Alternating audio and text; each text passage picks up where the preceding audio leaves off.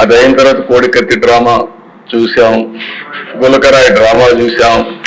కోడికత్తి drama పనిచేసింది కానీ గులకరాయి drama పనిచేయలేదు. అప్పటికి అర్థమైపోయింది ప్రజలకి. అందుకే మొత్తం వన్ సైడ్ గా ఓట్లేసే పరిస్థితికి వచ్చారు. అధ్యక్ష, ఒక వ్యక్తి ధనదాహంతో ఎక్కడ చూసినా అవినీతి. నేను దీన్ని 41,000 కోట్ల రూపాయల అవినీతి జరిగిందని సిబిఐ ఛార్జ్షీట్ వేశాను. కనీసం అది చూసిన తర్వాతన మారతారని చెప్పి ఆలోచిస్తే, డబ్బుల పిచ్చతో ఈ రాష్ట్రంలో ఏమేం చేశారో మీరు చూస్తే, ప్రజలకు వచ్చే, ప్రభుత్వానికి వచ్చే ఆదాయం మొత్తం 5 సంవత్సరాల్లో దోపిడీ జరిగింది. ఇసుక, మద్యం, మైనింగ్, భూములు, సెటిల్మెంట్లు, లక్షల కోట్ల రూపాయలు దోపిడీ జరిగే పరిస్థితి వచ్చింది. అసమర్థ నిర్ణయాలతో అభివృద్ధి లేక ఆర్థిక వ్యవస్థ పూర్తిగా చిన్నాభిన్నం అయిపోయింది.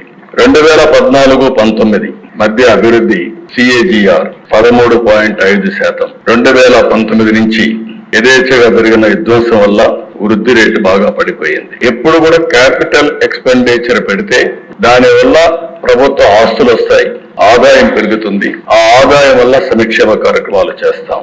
అలాంటిది మూలధనాన్ని 60% తగ్గించేశారు. అంటే 40% పెట్టే పరిస్థితికి వచ్చారు. జలవనరులపై 56% తగ్గిపోయింది. అధ్యక్ష, రోడ్లపైన 85%. అంటే మొత్తం రోడ్లు ఈ రోజు చూస్తే ఈ ప్రభుత్వానికి ఒక సవాలుగా మారింది. తప్పకుండా మళ్ళీ ఈ రోడ్లు బాగు చేసే బాధ్యత మనందరం తీసుకోవాల్సిన అవసరం జరుగుతుంది.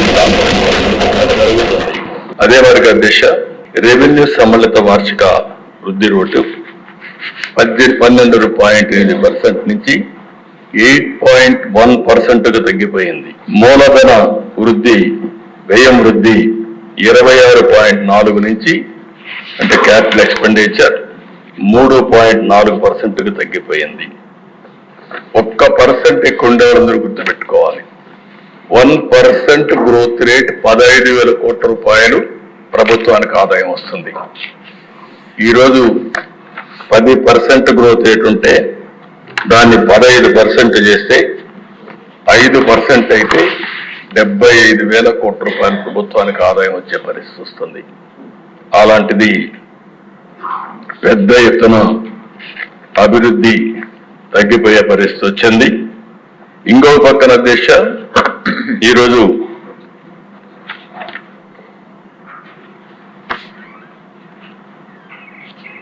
ఇంకో పక్క చూసినప్పుడు మొత్తం ఈ విషయాలన్నీ చెప్పడం కోసమే వైట్ పేపర్స్ అన్ని పబ్లిసైజ్ చేస్తున్నాం. ఇప్పటికి 4 వైట్ పేపర్స్ పెట్టాం. చాలా వరకు వాస్తవాలన్నీ ఇచ్చాం. ఇంకొక 3 వైట్ పేపర్స్ రేపటి నుంచి కూడా హౌస్ లో పెట్టేదానికి మీ పర్మిషన్ అడిగాం. అధ్యక్ష, ఒక్క ల్యాండ్స్ లో 1,75,000 ఎకరాల భూముల్ని ఇష్టానుసారంగా దోచుకునే పరిస్థితికి వచ్చారు. ఇన్నోవేటివ్ గా చేశారు. కడాన అధ్యక్ష, అసైన్మెంట్ భూములు లాగేసుకున్నారు. కడాన ల్యాండ్ ఎక్విజిషన్ పేరుతో పేదవాళ్ళకి ఇచ్చే ఇంటి జాగాలో కూడా పెద్ద ఎత్తున దోపిడీ జరిగే పరిస్థితి వచ్చింది. ఒక్క భూముల కుంభకోణమే 40,000 కోట్ల రూపాయలు. విశాఖపట్నం బలవంతంగా రామానాయుడు స్టూడియో భూములు కానీ, దస్బల్లా కానీ మొత్తం ఇష్టానుసారంగా చేసుకొని కడాన ఎప్పుడు రైతా ఉంటారు కుండేవాళ్ళు కొంతమంది. ఏదైతే రిషికొండ ప్యాలెస్ ఏం చేయాలని ఒక వ్యక్తికి ఉండే అహంభావం, 500 కోట్ల రూపాయలు ఖర్చు పెట్టి కొండంతా కొట్టేసి, ఒకప్పుడు రిషికొండ అంటే మనకు ఒక హిస్టారికల్ ఇంపార్టెన్స్ ఉండే ప్లేస్ ని, అలాంటి దాన్ని కొట్టేసి అక్కడ ప్యాలెస్ కట్టుకున్నాడు. ఆ ప్యాలెస్ కట్టుకోవడం ఇప్పుడు వాళ్ళ నాయకులు చెప్తున్నారు. ఎందుకు కట్టారంటే ప్రధానమంత్రి, ప్రెసిడెంట్ ఆఫ్ ఇండియా వస్తారంట, వాళ్ళ కోసం నేను ప్యాలెస్ కట్టాడంట. అంటే ఇంకా మనం అందరం నమ్మాలి అధ్యక్ష. అంటే ఈ రాష్ట్రంలో ఎక్కడికి పోతుందో నాకైతే అర్థం కావడం లేదు. శాశ్వతంగా కొంతమంది నాకు వచ్చి చెప్పారు, ఓసారి ఒక్కొక్క వ్యక్తి ఏ విధంగా తెలుస్తారు, భగవంతుడు ఏ విధంగా నిర్ణయిస్తాడు అనేది ఇది ఒక ఉదాహరణ అధ్యక్ష. 500 కోట్ల రూపాయలు టూరిజం డబ్బులు ఖర్చు పెట్టి బ్రహ్మాండంగా మిగిలిన డబ్బులన్నీ డైవర్ట్ చేసి ప్యాలెస్ కడితే అక్కడ కథలుగా చెప్తున్నారు. ఇంకా నేను కూడా మొత్తం డీటెయిల్స్ తెప్పించాలి, ముందు ప్రాధాన్యత క్రమంలో మిగిలిన పనులన్నీ చేస్తున్నాం. ఆ డబ్బులు ఆ ఉండే అందరూ ఒకసారి ఎమ్మెల్యేలు అందరిని తీసుకెళ్ళాలి. ఒకసారి హౌస్ కమిటీ అంతా ఈ అసెంబ్లీ అయినాక అందరూ వెళదాం. మీతో కూడా కలిసి నేను కూడా చూస్తాను ఎందుకు కట్టారు ఆ ప్యాలెస్ ఏం చేయాలో కూడా నాకు అర్థం కావడం లేదు. ఇప్పుడు ఎవరికి ఇవ్వాలి, ఏం చేయాలి, ఎట్లా ఉపయోగించాలని కొంతమంది సజెస్ట్ చేశారు అధ్యక్ష. ఆ ప్యాలెస్ లో టూరిజానికి ఇమ్మని. టూరిజానికి ఇస్తే ఎంత డబ్బులు అవుతుందో నాకు తెలియదు కాబట్టి దానిపైన కూడా మీరు సూచనలు ఇవ్వాలి. ఇక్కడ కూడా ప్రజావేదిక కూల్చేశారు. ఆ 7 స్టార్ హోటల్ దానికి మేనేజ్మెంట్ మీకే ఇస్తాం.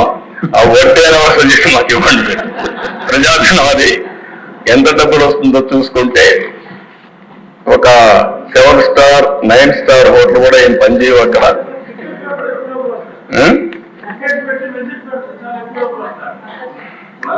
ఆ ఓనర్షిప్ మీకే ఇస్తాం, చేసి మాకు వసూలు చేసి ఇవ్వండి. కనీసం దాని మీద పెట్టుబడి అంటే పలక్నమా ప్యాలెస్ కరెక్ట్. పలక్నమా ప్యాలెస్ కూడా కొన్ని రోజులు పెట్టారు, తర్వాత టాటా తీసుకున్నారు. ఎందుకంటే ఓల్డ్ ప్యాలెస్ కాబట్టి. ఏదేమైనా అది కూడా నేనే అప్పట్లో దోహదం చేశాం, ప్రజలకు ఉపయోగపడుతుందని. మీరు కూడా ఆలోచించండి. 2 విషయాలు నాకు సజెషన్స్ ఇచ్చారు. ప్రజావేదిక కూల్చారు, అక్కడ డెబ్రిస్ కూడా తీయలేదు. అందరూ చెప్పింది తీయద్దండి, ఇక్కడి నుంచి అమరావతి కక్షగా అభివృద్ధి చేయడానికి ముందుకు పోదాం, తప్పకుండా ప్రయత్నం చేస్తాం. ఇది కూడా రిషికొండ మీద ఉండే ప్యాలెస్ ని ఏం చేయాలో మీరు కూడా ఆలోచించండి. దాన్ని కూడా శాశ్వతంగా మనం ఏం చేయాలో ప్రజలకు కూడా పెట్టే పరిస్థితిని చేద్దాం. అంటే దిశ ఇది చూసిన తర్వాత ఒక విద్యుత్ రంగంలో 1,29,000 కోట్ల రూపాయల అప్పులున్నాయి. ఒక్క మైనింగ్ డిపార్ట్మెంట్ 20,000 కోట్ల రూపాయలు దోచుకున్నారు. ఇసుకే కదా దిశ. కడాన ఇక్కడ ఉండే వాళ్ళందరికీ అనుభవం ఉంటుంది. అంటే దాన్ని కూడా భరించలేకపోయారు. ఎవరైనా సరే ఇసుక దోపిడీ జరుగుతా ఉంది అని రోడ్డు మీదకి వస్తే ఇంటి వద్దనే వాళ్ళందరినీ నిర్బంధించి పోలీస్ కాపలాలు పెట్టే పరిస్థితి వచ్చారు అధ్యక్ష. ఇంకో పక్కన అధ్యక్ష ఒక ఎక్సైజ్, ఇది ఒక కేస్ స్టడీ. మళ్ళీ ఇంత ధైర్యం ఎక్కడి నుంచి వచ్చిందో తెలియదు. ఢిల్లీలో జరిగినటువంటి స్కామ్, లిక్కర్ స్కామ్ నథింగ్ అధ్యక్ష. దీని ముందర మొత్తం IMFL మ్యానుఫ్యాక్చర్ అంత రేపేలు నేను మాట్లాడతాను, ఆ డీటెయిల్స్ నేను అక్కడ చెప్తాను. పెద్ద ఎత్తున అవినీతి కాకుండా ప్రజల ఆరోగ్యం పైన ఆడుకునే పరిస్థితి వచ్చారంటే చాలా భయంకరమైన విషయం.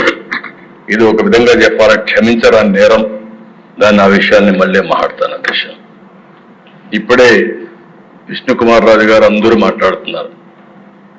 ఒక వ్యక్తి చెడు వ్యక్తి అయితే ఒక కుటుంబం నష్టపోతుంది. అదే వ్యక్తి చెడు వ్యక్తిగానే పాలకుడు నేరస్తుడైతే, దోపిడీదారుడైతే ఆ రాష్ట్రం మొత్తం నష్టపోతుంది.